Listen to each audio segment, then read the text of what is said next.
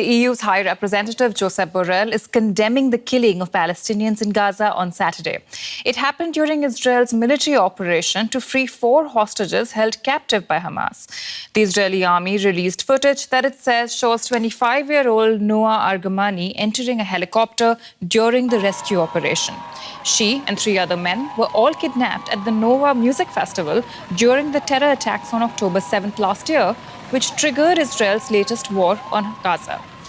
Hamas says at least 210 Palestinians were killed in the area where the rescue operation took place and calls it a massacre. Israel claims the number of civilian casualties is much lower and says it's focused on the Israelis who were freed. Her first moments of freedom after more than 8 months in captivity. Noa Argamani reunited with her family at an Israeli hospital. Prime Minister Benjamin Netanyahu was also there to welcome her home. Footage of Hamas abducting Noa and her boyfriend in the October 7 terror attacks was among the first to emerge. 3 men were also freed in the operation: Almog Muir Jan, Andrei Kozlov, and Shlomi Ziv. It's Israel's biggest rescue operation of the war so far. Netanyahu vowed to bring the remaining hostages home. We're committed to getting the release of all the hostages, and we expect Hamas to release them all. But if they don't, we'll do whatever it takes to get them all back home. Israel released this footage, which it says shows 3 hostages being freed. The news sparked celebrations outside the hospital and was announced to beachgoers in Tel Aviv. But in Gaza, people are mourning the dead. The Hamas government media office says Israeli airstrikes in central Gaza killed more than 200 people. Hundreds more are injured in the same area where the hostages were rescued. Hospitals are overwhelmed. A resident describes what she saw at the Nuseirat refugee camp. People were standing on the road, thinking they're safe. Suddenly a jet struck them. Now they're dead. Children were on that street. They had nothing to do with it. They were innocent. The Israeli occupation army committed a horrific massacre in Nuseirat camp. The occupation directly targeted civilians in Nuseirat market, which was busy with vendors, customers and refugees.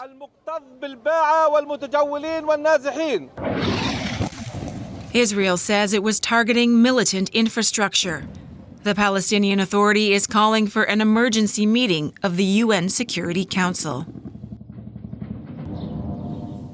And as news of the rescue operation spread, thousands of Israelis were out again on the streets of Tel Aviv on Saturday, demanding the government strike a deal to bring all the remaining hostages home. Police used water cannon to disperse the crowds. Families of hostages joined the weekly rally. It's believed 120 people are still being held by Hamas. The protesters also want early elections and the removal of Prime Minister Benjamin Netanyahu. For more, I'm now joined by Mairav Zonszein. She's a senior analyst on Israel-Palestine at the International Crisis Group, an NGO focused on conflict resolution. Welcome to DW again, Mairav. I wanted to get your reaction to the repeated mentions of massacre we've had in this, in what we have shown so far, and also the fact that there are protests in Israel. Do you think Netanyahu will be criticized for a move that's widely being seen as a win for him? I don't think Israelis are going to criticize the operation to free the 4 hostages. I think Israelis are not focused, as they have not been focused throughout this war, on the Palestinian casualties. But I obviously think that it's important to understand that many, many Palestinians were killed and injured in this operation. We don't know exactly how many. We don't know how many Israel considers to be militants of those. I don't think it ultimately matters at this point. The amount of Palestinians that have been killed throughout this 8-month war is far, far, far too high. And the people who are living there and suffering also needs to stop. I do think that Israelis still, after this rescue operation, many of them understand that this is not how hostages are going to be freed, and this is not the way that it should go. That there has to be a hostage deal, and so I'm happy to see at least that Israelis largely this morning still believe that a hostage deal is the best way, and a ceasefire and a stop to the war at this point is the best way to get hostages free. So that's definitely a clear indication of the domestic reaction. But when you look at the international reaction, and I circle back to what Josep Borrell said, do you think pressure on Netanyahu on that front will continue? I think international pressure will continue and should continue on Netanyahu. But this, in some ways, gives Netanyahu a lifeline. Gantz, the war cabinet minister, who is his political rival, was supposed to leave the government today. He was supposed to give a statement last night. He has postponed that. I have a feeling that he's not going to leave the government anytime soon. That wouldn't necessarily destabilize the government, but it would definitely give momentum to some kind of change in the domestic political scene. But again, it's very good news that 4 people have been freed. But ultimately, it doesn't change the dynamic. It doesn't change the fact that the war has to come to an end. A ceasefire has to come not just for the people of Gaza, but also because of what's happening on the northern Israeli border with Lebanon, because of what's happening in the West Bank. I mean, it's just catastrophic everywhere, and it needs to stop. Speaking of that ceasefire and the demands for a hostage deal, how do you think this operation impacts those ceasefire negotiations? I think that's a really good question that nobody has a clear answer to. I think Hamas obviously will understand from this that it needs to guard the hostages even better, that it might feel, legitimacy to call an end to the hostage negotiations, the ceasefire negotiations. However, the interests kind of remain the same. If Hamas is interested in a ceasefire, I think it will push as much as possible to appear to be going ahead with it. But it has remained consistent that it needs to stop the war. Biden has put all the cards on the table. The international community are all pushing. Qatar is trying to pressure Hamas. Netanyahu is under extreme pressure. So that remains the same. The question is if people will continue to keep up the pressure, specifically on Netanyahu, to kind of basically say that the war has to stop, which is something that he has refused to do because of his own political survival and interests. So it has yet to be seen if this rescue operation will change that much, but I do think that it gives Israelis a false hope that somehow, this doesn't need to stop immediately. We can keep trying to get people out. But then in the absence of such a hostage deal and of a ceasefire, essentially, do you expect more military operations like this in the future? I'm sure that Israeli special units will continue to collect military intelligence and try their best to get people out. I'm sure that's always the case. But the bigger picture here is that Israel has not achieved its war goals, its strategic aspirations towards defeating Hamas, towards getting all the hostages back. And more military operations are not going to necessarily do that. Instead, they're going to create more suffering and probably create even more generations of trauma on both sides. So a continued war, continued military operations are ultimately not going to serve the interests of either side. Mairav Zonszein from the International Crisis Group, thank you so much for your analysis. Thanks a lot. DW Middle East analyst Shani Rozanes joins me in the studio for more. Shani, we saw those protest pictures. While Netanyahu has seen this operation as a win, there's still criticism. Where does he stand?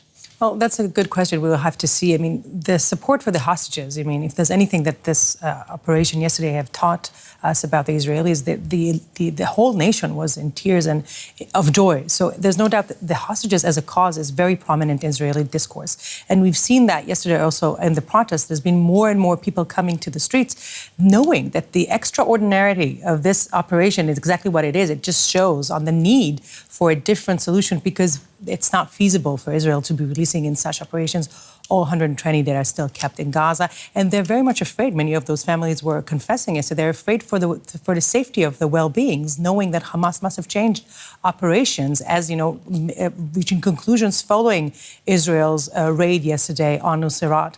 So that cause is still very much out there, and it puts Netanyahu in a very precarious position because his base on the right sees this military operation as a proof that only more military pressure will help Israel.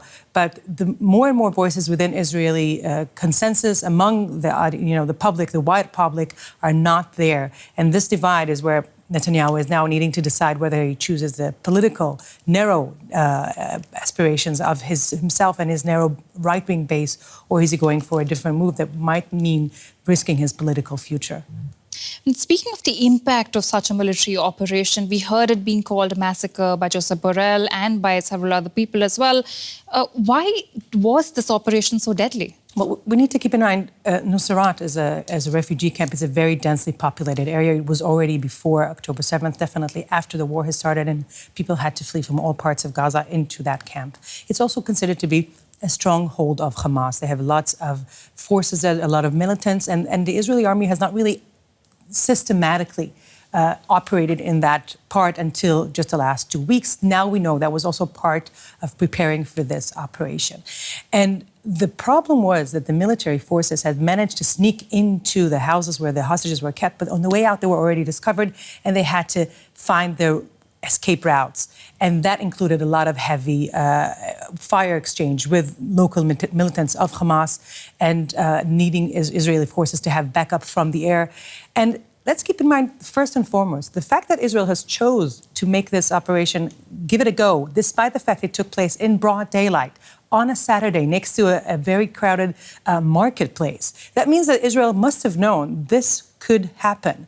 Nonetheless, they still went along with it. They want to send a clear message here, first internally to the Israeli population, saying we will do whatever it takes and we will put, nothing will stop us. And they also wanted to send a message to Hamas and the Palestinians, because Israelis feel that, they think, Hamas think that they have become weak, that the Israeli military is not really creative enough, not daring enough, not really bringing any results. And they wanted to tell Hamas, we got you. We still have our edge. We have intelligence, we have the ability, and that was a clear message that they sent, unfortunately, on the backs of so many miserable Palestinians who were, found themselves in the most terrible conditions, just, losing their lives in such a tragedy was unfolding. Yeah. But speaking of that clear message, there's one to the Israelis, there's one to Hamas, but it also seems to be one to the international community that's pressuring Israel to back off from such aggressive actions. We saw the consequences, the death toll that you were just talking about. We also know Antony Blinken is heading there to talk about the ceasefire deal. Exactly. How does this impact that? That's the key question. How has yesterday's event in Nuseirat, how will they affect the deal, the hostage deal, which also is not just about the hostages, it's about a ceasefire. It's about normalizing relations with Saudi Arabia, bringing new, moderate forces, Arab force into the region, a new defense pact for the region with the Americans, of course. It's still on the table, and Blinken is very much determined to bring it. He will come to Israel. It will be his 8th visit for the last 8 months, so pretty much every month he's there. He will go to Israel, to Egypt and Qatar, of course, the mediators. They have a very vital role in this whole operation. And to Jordan. There will be a humanitarian aid conference that he will be participating. And we see that also it's an important part of the American agenda to maintain the flow of aid into Gaza. The pier, the American pier that was built not far from Nuseirat, actually, was relaunched yesterday. And it also was a source for rumors in the social media that maybe the Americans have helped the Israelis because of the coincidence of the two things, colliding, the operation and the reopening of that pier. The Americans reject any suggestion that they have helped Israel in the operation yesterday. Right.